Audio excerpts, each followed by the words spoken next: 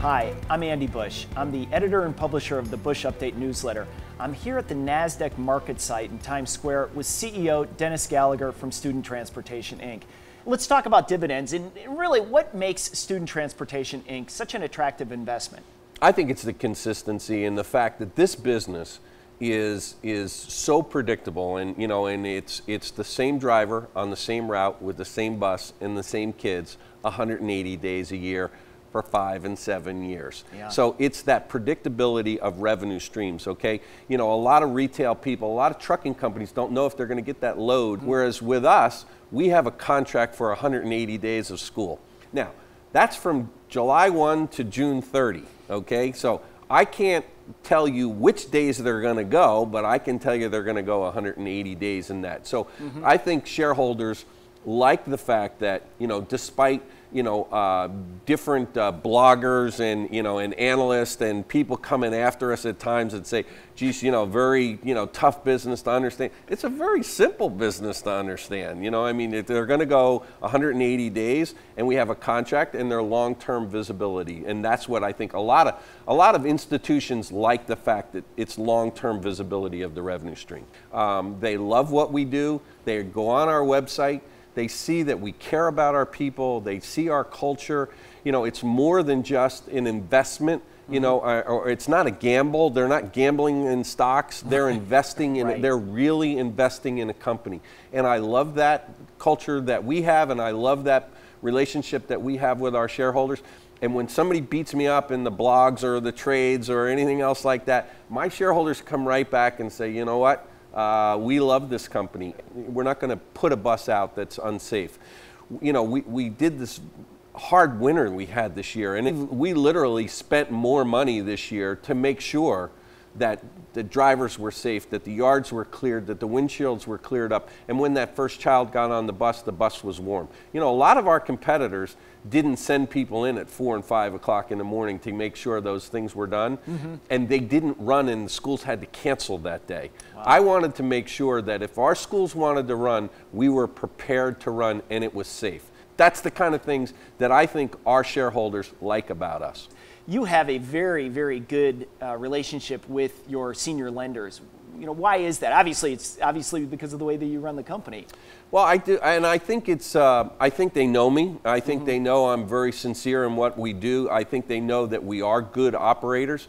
And again, I talked about the majority of the bank group has been with me since I started the company in 1997. They were there for me then. They're still there for me today. So, we're looking at 17 years of having, a lot of the same lead, banks and those guys involved.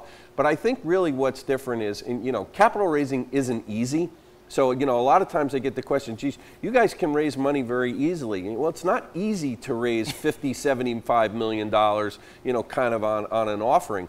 But I think what it is it's the consistency of the results. Yeah. Okay, so over that same period of time from 2004 to 2014, we've had consistent margins in the 17 to 20% range. Like our customers, wow. 97% stay with us. Our 97% of our investors, 99% of our investors stay with us. And by the way, in 10 years, have more than doubled their money with us. Dennis, when was your last capital raise? The last capital raise we did actually was a convertible debt deal that we did in November of 2013. We raised about $75 million Canadian. Prior to that, our last equity raise was in March of 2012. And these are important because you're not only a growth company, but you're a dividend company as well, right? We are. We do both. We're actually very unique in that we're growing at about 15% a year. But we do return a lot of our cash back to our shareholders. And that, Andy, really came back from the days where we went public in December of 2004 on the Toronto Stock Exchange in what was then called the income trust structure. And back then, companies had to pay, when you came public, you actually had to pay a 10% dividend. Wow. To be able to get to the market and to be able to get enough traction with investors. So we've done a great job of not only growing the business, but actually lowering the yield. So our yield currently is right around 7.9 or 8% or so like that. Very attractive for the last almost 10 years that we've paid our dividend, and yet continue to grow at about 15% a year. Okay. But let me take you back to 2004 when we went public. And this I hope kind of clears up some things with some folks. Because in 2004, December 2004, we actually went public with 2,900 or 3,000 vehicles that we were operating at the time. Wow. We had an average age of 5.7-year fleet. We had senior debt covenant ratios, for those that understand what that is, of 2 times debt to EBITDA and total of 4 times debt to EBITDA. Roll forward 10 years. We now have 12,000 vehicles, average age fleet 5.6 years, the same as what we did when we went public. And guess what?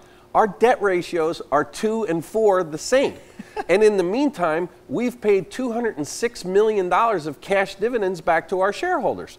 You know, it kind of debunks the theory that we're not investing back into our fleet. We're going to get caught with this huge CapEx, problem that we're going to have. No. In fact, we are the ones that are constantly replacing our vehicles using smart financing that's available to us, whether it's leasing or whether it's convertible debt, to be able to use that for growth. And then, yes, of course, we have to go back to the market because we give our shareholders back their cash. And I think shareholders like that because they can vote with their feet of whether they want to participate in the next equity or the next debt offering. And well, what's amazing is that you've grown the fleet by 400%, and yet your debt percentages have remained the same. I think that's very compelling. All right, thanks, Dennis. If you want more information, you can go to the company's website, ridestbus.com. Thanks for watching.